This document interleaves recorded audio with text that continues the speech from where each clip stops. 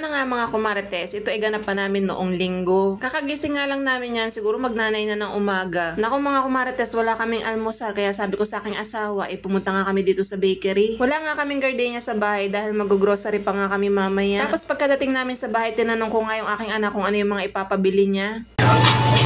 Chicheria, bumili ka? Ang chicheria. Yatos, yung barbecue flavor. Ano pa?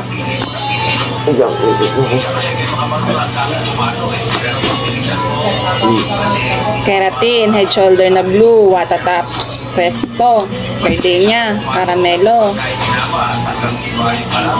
yatos, ano pa? Yung ano yung malaki na Alibaba. Maliit lang. Yung malaki na.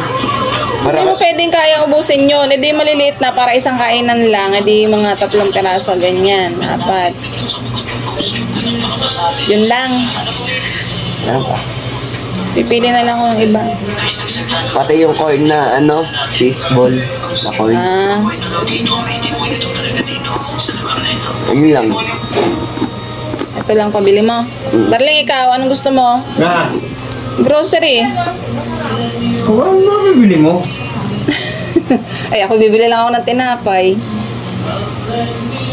Gardenia lang natin, gardenia. 2 balot na biskuit. Abang wala dito. Lahat naman ay meron pa. Asukal. Asukal, gatas wala na. Darling, ano? Chicheria. Nawala na agad yung wifi mo. Darling, ano pabili? Wala ka wifi. Ala, kaya nga. Doon lang kaya nag-party. Laka doon ka na maaga kung bata. Darling, anong pabili mo? Yun lang. Mana? Ano lang to? Ang atin lang ay gardenia, 2 balot na biskuit, gatas, tsaka chicheria. Yun lang. Mas marami ang kay Kurt. Ha? Mas marami ang kay Kurt. Oba. Kay Kurt ay may keratin, may head and shoulder, may Watataps, Presto, gardenia, caramelo, chicheria. Oba. Wala na. Yun lang. May mga toyo pa naman tayo dito. Suka.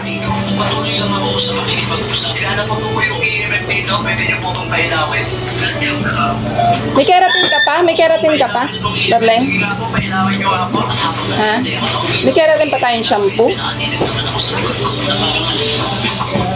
Bili ako ng ano.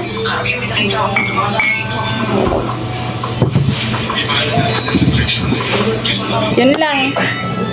At ayun nga, pagkatapos ko nga matanong yung aking mag-ama kung ano yung ipabibili nila, ayan, nagpunta na nga kami dito sa grocery. Naku mga kumarites, hindi na tayo masyadong makakapag-grocery haul dahil nga dito sa Pure Gold ay pinagbabawal na nga mag-video. Makikinig mo naman yon dahil sinasabi nga nila doon sa mic nila, pero syempre matigas ang ating ulo, magbibideo pa din tayo. Wala naman kasing nakakakita kasi kaunti lang naman yung tao dito. Pero Diyos ko, hindi naman siguro tayo makukulong no kung magbibideo tayo. Pero syempre, lahat nga ng company may kanya-kanyang policy, kaya kailangan sumunod na lang. Bumili nga lang ako ng mga nakalista nga dito sa listahan ko. Tigkakaunti nga lang talaga to mga kumarites at ang mas madami nga ay syempre yung grocery ng aking anak na dadalhin nga niya sa kabila. Kami naman kasi mga kumarites, hindi nga kami masyado sa pagkain ng aking asawa. Kalimitan talaga konting tinapay lang at syempre yung mga gamit niya sa bahay kagaya ng mga toyo, suka, yun yung mga binibili ko sa bahay. Pero dahil nga nung nakaraan nakapag-grocery na nga ako ng mga yun kaya hindi na nga ako bumili ngayon. At ayan yung aking anak nagpabili ng shampoo bukod pa yung keratin. At ayun nga wala nga palang kapalit yung sponge namin kaya ayan, napabili nga ako ng isa. At syempre, naku, bili na bili ng aking anak itong kape niya. Bibilhan ko nga sana siya ng gatas, yun nga lang isabi niya meron pa nga daw. At pagkatapos nga naming grocery, umuwi na rin naman kami. Dahil nga maya-maya, ihahatid na nga rin ng aking asawa yung aking anak sa kabila. At yun nga, umakyat nga yung aking asawa doon sa may bubong at kumuha nga nito mga rambutan dahil nga ang dami ng hinog. O diba mga kumarites, o maglaway kayo, may rambutan kami. Huy ng inggit. Syempre, naku, hindi na natin palalagpasin yan at atin ng tatalupan. Ito nga yung unang kuha dito sa rambutan mga kumarites, kaya naman ako talaga namang laway na laway nga kami. Pero ngayon lang yan dahil nga pagka nga lagi-lagi nang nakakain ay naku magsasawa na rin. Alam nyo ba na yung rambutan na yan tanim pa nga nung aking yumaong ama. At yun nga nung mga nagtayo nga ng bahay, ilan nga din yung rambutan na hindi nga namin pinaputol. Saka si Mudra nga ang ayaw na ayaw ipaputol yung rambutan mga kumarites. Para daw nga meron nga kaming pangkain lalo na kapag katag-rambutan. At syempre ayoko talaga nung paisa-isa ang bukas kaya kumuha na ako ng lagayan. Ang gagawin ko nga itatalupan ko na nga yung kaya kong kainin para mamaya ay subo na nga lang tayo ng subo. Yung kinuha ko nga lagayan ipupunain ko nga lang yun. Dati nga nung marami pa kaming puno ng rambutan pinapapakyaw nga yan ni Mudra at ibinebenta. Pero dahil dadalawang puno na nga lang yung natira hindi na nga namin pinagbibili. Tamang pangkain lang tapos pag may mga bisita ayun hinahayin. Pagkatapos naman ito ilalagay natin to sa rep para medyo malamig kainin. So yun lang naman mga kumarites ang ating ganap for today's video. Thank you for watching. Bye!